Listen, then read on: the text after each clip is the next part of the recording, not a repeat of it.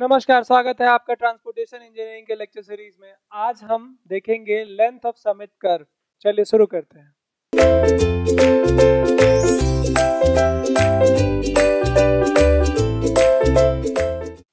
तो सबसे पहले मैं आपको रिमाइंड करा दूं कि समिट कर्व फॉर्म कैसे होता है। समिट कर्व उस सिचुएशन में हम देते हैं जब n1 की वैल्यू n2 से ज़्यादा हो। एग्जाम्पल के तौर में मैंने आपको बताया था कि एक राइजिंग ग्रेडियंट और एक फॉलिंग ग्रेडियंट होगा तो भी समिट कर्व होगा, या फिर एक रेजिंग ग्रेडियंट और एक फ्लैट ग्रेडियंट होगा तो भी समिट कर्व होगा, या फिर एक राइजिंग ज़्यादा और एक थोड़ा फ्लैटर अगर हो तो भी हमारा समिट कर्व होगा। तो मेन जो पॉइंट है वो ये है कि समिट कर्व के लिए कंडीशन होता है n1 यानी कि पहला जो ग्रेडियंट है वो हमेशा ज़्यादा होना चाहिए दूसरे वाले ग्रेडियंट से। ऐसे सिचुएशन में हम समिट कर्व प्रोवाइड करते हैं। अब समिट कर्व प्रोवाइड करने का जरूरत इसलिए आता है क्योंकि हमें ग्राउंड को फेवरेबल बनाना है, मतलब सुटेबल बनाना है ट्रैवल के लिए। तो ये दो सिचुएशंस अराइज करेगा। एक, हमें विजिबिलिटी क्लियर आ रही है कि नहीं आ रही है, और विजिबिलिटी से हमें क्या चाहिए रहता होगा, तो या तो स्टॉपिंग साइड डिस्टेंस चाहिए रहता होगा या तो ओवरटेकिंग साइड डिस्टेंस चाहिए रहता होगा।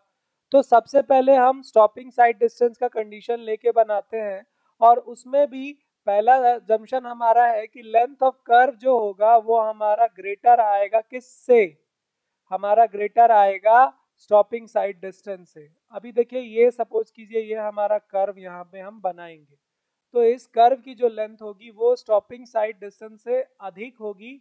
तो उसके लिए रिलेशन दिया हुआ है। देखिए हाईवे में यानी ट्रांसपोर्टेशन इंजीनियरिंग में आपको बड़े बड़े सारे रिलेशंस, बस एम्पिरिकल रिलेशंस है जिनका वैल्यू आपको याद रखना है।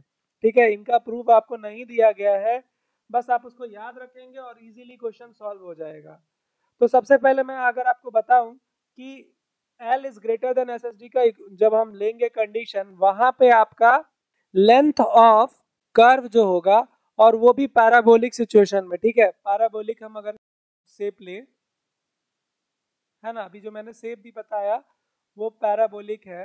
तो पैराबोलिक कर्व का लेंथ जो होगा L will be equals to n s square. ये इक्वेशन भी आपको दिखता होगा कि ये पैराबोला का इक्वेशन है कहीं ना कहीं। ठीक है, divided by root over two capital H plus root over two small h raise to the power whole twice.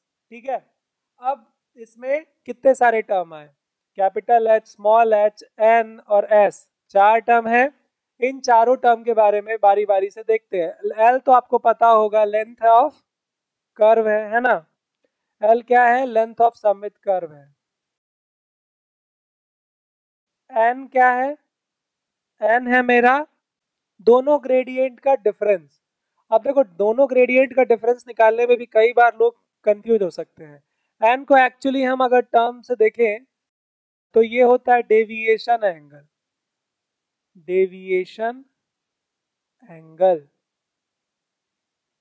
ठीक है, तो डेविएशन एंगल से मतलब क्या है, हमारा n1 ग्रेडियंट और n2 ग्रेडियंट, जैसे ये n1 ग्रेडियंट है और ये n2 ग्रेडियंट है, तो दोनों का डिफरेंस कितना है। ठीक है, इसको हम लोग निकालेंगे, जो वैल्यू आएगा वो हो जाएगा हमारा n। n निकालने का तरीका हम जब प्रॉब्लम समझेंगे तो और अच्छे से समझ में आ जाएगा कि n की वैल्यू क्या होती है। एक्चुअली में n होता है उसके साइन के साथ से डिफरेंस, मतलब जो भी उसका साइन है, यानी कि अगर यहाँ पे देखिए, अगर आप n की वैल्यू निकालेंगे, यहाँ पे हमारा प्लस n1 है और यहाँ पे n2 जो है वो नेगेटिव है। ठीक है ना, तो मान लेते हैं यहाँ पे ये 4% का है और ये 3% का है, नेगेटिव है। तो यहाँ पे जो n की वैल्यू हो जाएगी, कैपिटल N की वैल्यू, वो 7 हो जाएगी। कैसे हो जाएगी 7, हमें बस डिफरेंस निकालना है n1 माइनस n2। ठीक है, तो वो आप निकाल लेंगे कैसे, n1 जो होगा हमारा 4 है और n2 जो है -3 है, तो माइनस और -3 ये 7 हो जाएगा। ऐसे हम कैपिटल N की वैल्यू निकालते हैं। ठीक है, फिर हमारा आता है S। S तो आप पहले भी पढ़ चुके हैं, S को हम लोग लिखते हैं स्टॉपिंग साइड डिस्टेंस। अगला जो टर्म है वो है हमारा कैपिटल H, और उसके बाद वाला जो टर्म है वो है हमारा स्मॉल h। देखिए इन दोनों टर्म को हमें बहुत बारीकी से समझना है। इससे पहले वाले सारे टर्म्स हमने देख रखे थे, लेकिन कैपिटल एच और स्मॉल एच नहीं देखा है हमने। तो कैपिटल एच जो होता है वो हाइट है ड्राइवर की आई की, है ना। ये क्या किसकी हाइट है? ड्राइवर की आई की, आई लेवल। और स्मॉल एच जो है वो रोड के ऑब्स्ट्रक्शन का हाइट है, एवरेज हाइट ऑफ ऑब्स्ट्रक्शन। अब देखिए रोड पे कोई ऑब्स्ट्रक्शन है, जैसे स्पीड ब्रेकर ही समझ लो, तो हमें ब्रेक लगाना पड़ेगा। तो ब्रेक लगाने के लिए क्या चाहिए? स्टॉपिंग साइड डिस्टेंस चाहिए। तो सबसे पहले स्पीड ब्रेकर दिखना तो चाहिए, ठीक है। तो उसकी जो हाइट होगी, ऑब्स्ट्रक्शन की जो हाइट होगी, उसका एवरेज हम लोग मान के चलते हैं 0.15 मीटर। 0.15 मीटर यानी कि मैक्सिमम 150 सेंटीमीटर, इससे ज़्यादा हाइट नहीं होगी ऑब्स्ट्रक्शन की। और जो ड्राइवर की जो हाइट हम मान के चलते हैं वो मान के चलते हैं 1.2 मीटर, ठीक है। ये 0.15 मीटर और ये 1.2 मीटर जनरली लेके चलते हैं।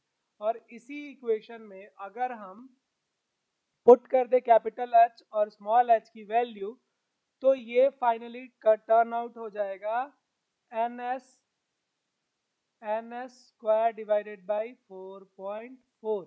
आप मेरे कैलकुलेशन पे यकीन ना करें, आप खुद का कैलकुलेशन करें, इससे आपको वैल्यूज भी याद हो जाएंगी। आप कैपिटल एच के जगह पे 1.2 पुट करिए और स्मॉल एच के जगह पे 0.15 पुट कीजिए, उसका होल स्क्वायर कीजिए, ये वैल्यू अप्रॉक्सीमेटली 4.39 या 38 के आसपास आएगा। तो आप वहां से आप निकाल सकते हैं कि ये वैल्यू हो जाएगी n s square divided by 4.4। ये तब लेना है जब हमें height of drivers eye level नहीं दिया हुआ है और एवरेज हाइट ऑफ ऑब्स्ट्रक्शन नहीं दिया हुआ है। इन दोनों में से कोई भी टर्म अगर स्पेसिफिकली दिया हुआ है तो फिर आप इसको नहीं यूज करके आप ये ओरिजिनल वाले रिलेशन को यूज करेंगे और इससे आप वैल्यू सब्स्टिट्यूट करके निकाल लेंगे। तो ये तो बात तब की है जब हमारा लेंथ ऑफ कर्व जो है वो ग्रेटर है। In case length of curve अगर स्मॉल हो जाए तो इसी रिलेशन में थोड़ा सा चेंज कर देते हैं हम लोग। रिलेशन हमारा जो चेंज हो जाता है वो कुछ इस तरीके का हो जाता है कि हम लोग अब क्या करते हैं कि ट्वाइस ऑफ एस में से 4.4 डिवाइडेड बाई एन कर देते हैं। सारे टर्म्स आपको पता है, ये अभी भी स्टॉपिंग साइड डिस्टेंस है और ये अभी भी डिफरेंस ऑफ ग्रेडियंट्स है, ठीक है, यानी कि डेविएशन एंगल है, ठीक है। और ये 4.4 इसलिए लिखा हुआ है क्योंकि हमने उसमें हाइट की वैल्यू ले रखी है। अन्यथा अगर आप हाइट की वैल्यू नहीं लेंगे तो आप इसमें क्या लिखेंगे? इसमें इसकी वैल्यू रहने देंगे। क्या रहने देंगे? Capital H plus small H का whole square divided by N. बस यहाँ पे एस स्क्वायर वाला टर्म जो है वो इधर कुछ आ गया, 2s माइनस ये वाला टर्म, ठीक है। तो आप अब अच्छे से इस चीज को समझ गए होंगे। आई होप आपको ये क्लियर हो गया होगा। ये बात है स्टॉपिंग साइड डिस्टेंस की। स्टॉपिंग साइड डिस्टेंस जो होता है वहां पे हम रोड के ऑब्स्ट्रक्शन को देख के ब्रेक्स लगाना चाहते हैं। इस वजह से जो हमारा दूसरा जो हाइट है वो हमारा 0.15 लिया हुआ है। अगर यही चीज ओवरटेकिंग के लिए अगर हमें चाहिए होगा तो दूसरा वाला हाइट भी हम 1.2 मीटर ही लेंगे। अब वो क्यों? क्योंकि एक ड्राइवर दूसरे ड्राइवर को ही देखेगा या उसके आई लेवल को ही हम स्टैंडर्ड मान के चलेंगे। यहाँ पे रोड का ऑब्स्ट्रक्शन नहीं आएगा। तो यहाँ पे जो दूसरा वाला जो हमारा डेरिवेशन है उसमें हम लोग अगर length of curve in case of overtaking side distance, ठीक है, ओएसडी। तो ओएसडी में जो है सारा टर्म सेम टू सेम लेना है हमें। बस हमारा एक टर्म चेंज हो जाएगा। वो क्या हो जाएगा? हम लोग स्मॉल एच की जगह पे हम लोग कैपिटल एच ही पुट कर देंगे। क्यों? क्योंकि we will take second vehicles driver driver eye level, है ना। दूसरे व्हीकल के ड्राइवर की आई लेवल को ही हम लोग रखेंगे। तो उसी इक्वेशन में हमारा बारीक सा चेंज हो जाएगा। आप उसी इक्वेशन को देखेंगे, length of curve will be equal to n s square divided by root over 2h plus root over 2h का होल स्क्वायर। तो ये हमारा टर्म फाइनली कन्वर्ट होके कितना हो जाएगा, एन स्क्वायर डिवाइडेड बाई क्या हो जाएगा, twice of root over 2h का होल स्क्वायर। फाइनली आप इसको चेंज करेंगे तो ये हो जाएगा n square divided by twice of, यानी कि 4 टाइम्स ऑफ 1.2 को हम लोग अगर मल्टीप्लाई कर देंगे तो ये हो जाएगा 2.4, है ना। तो ये फाइनली आपका कन्वर्ट होके आ जाएगा एन स्क्वायर डिवाइडेड बाई 9.6। ठीक है, ये तो बात हो गई। और अगर इसी में ये कंडीशन किस समय हमने लिया था, ओएसडी का तो कंडीशन है, लेकिन ये लेंथ ग्रेटर देन ओएसडी होगा तब का कंडीशन है। ठीक है, फर्स्ट कंडीशन है जब हमारा लेंथ जो है ग्रेटर है ओएसडी से। दूसरा कंडीशन भी उसी तरीके से अगर हम लोग करें तो लेंथ लेस देन अगर ओएसडी आ जाएगा तो उसमें हमारा सारा चीज सेम रहेगा, यहाँ पे 2s आ जाएगा और यहाँ पे जो आने वाला टर्म था वो है 4.4 की जगह पे 9.6 हो जाएगा और डिवाइडेड बाई n। तो आई होप आपको ये चीजें समझ में आ रही होंगी कि कैसे हम ओएसडी के टर्म में जब हमारा ये वैल्यू 4.4 की जगह पे 9.6 कैसे हो जाता है। क्यों, क्योंकि जब हम ओवरटेकिंग की बात करते हैं तो आप दो व्हीकल्स की बात करते हैं, लेकिन जब आप स्टॉपिंग साइड डिस्टेंस की बात करते हैं तो आप रोड के ऑब्स्ट्रक्शन की बात करते हैं। तो वहां पे दूसरा वाला जो हाइट है वो हम 0.15 लेते हैं उसका एवरेज, ठीक है। लेकिन जैसे ही हम ओवरटेकिंग की बात करते हैं तो वो 0.15 की जगह पे ह्यूमन हाई की जो लेवल है वो 1.2 मीटर है, वही ले लेंगे। ये क्या होता है, ये होता है 1.2 मीटर, इसी को ले लेना है। तो इस लेक्चर में इतना ही। अब हम अगले लेक्चर में इसके ऊपर में एक प्रॉब्लम करके इसको खत्म करने वाले हैं। चलिए, थैंक यू।